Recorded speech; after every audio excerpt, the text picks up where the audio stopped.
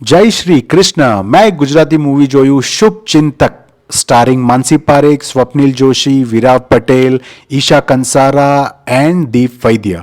આમાં આ મૂવીનો પ્લોટ ઘણો સિમ્પલ છે. એક પોલિટિશિયને બ્રિજ બનાવ્યો છે જે પડી જાય છે, જેમાં માનસી પારેખનો ભાઈ મરી જાય છે.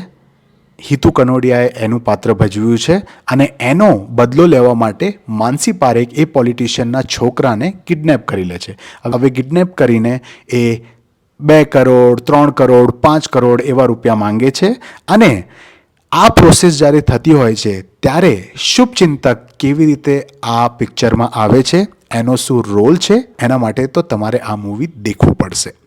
મૂવી અવેલેબલ છે શેમારું મી પર, જઈને જુઓ, મજા આવશે. સોંગ સારા છે, બેકગ્રાઉન્ડ મ્યુઝિક સારું છે, મૂવીનું બજેટ સારું છે. આમ લાગ્યું નહીં કે પહેલાં જેમ આપણે ગુજરાતી મૂવી દેખતા હતા એમ ટિપિકલ ના લાગી કે જેમ લો બજેટની.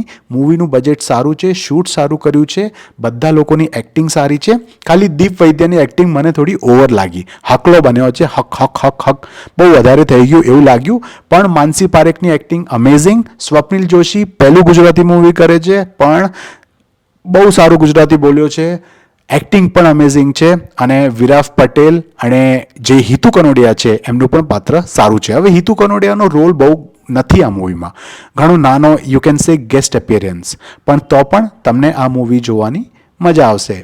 ટાઈમપાસ છે એટલે આમ બહુ આમ સારું મૂવી નહીં કહું તમને, ડિસન્ટ વોચ છે.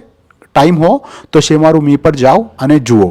બાકી તમે આ મૂવી જોઈ લીધું હોય તો મને કમેન્ટ્સમાં કહો કેવું લાગ્યું. That's it, bye bye, take care.